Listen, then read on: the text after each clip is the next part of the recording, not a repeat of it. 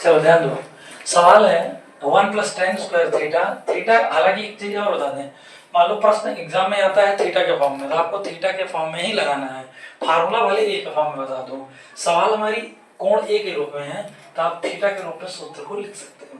ठीक है, आपका प्रश्न होगा कि मान लीजिए ए में सवाल दिए, अपन थीटा में सॉल्व कर दिए, तो क्या नंबर मिल सकता है? तो मिलने का चांस बहुत कम, कटने का चांस ज्यादा रहेगा। ठीक है, पहले चलिए, तो यहाँ अपन फार्मूला लगा देते हैं डायरेक्ट।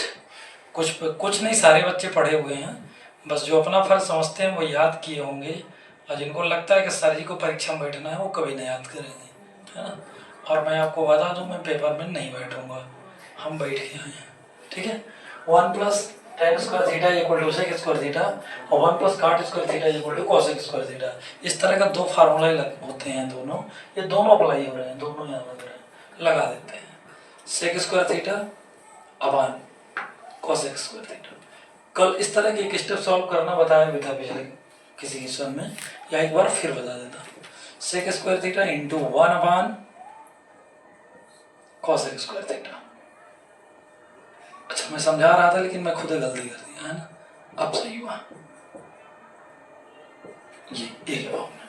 ठीक है, अब sec थीटा बराबर क्या होता है? 1/cos थीटा, मतलब cos स्क्वायर हो जाएगा। 1/cosec का होता है क्या? साइन। क्या होता है? बगल में यहाँ लिखना हो तो लिख सकते हो कि 1/cosec का जो सूत्र होता है वो क्या होता है? साइन थीटा, और sec थीटा का जो सूत्र होता है वो 1/cos थीटा। अब ये साइन स्क्वायर का मल्टीप्लाई हो जाएगा एक में, तो आ जाएगा साइन स्क्वायर ए अपान क्या आएगा? cos square. लेकिन आप जानते हो साइन थीटा बटे cos थीटा बराबर क्या?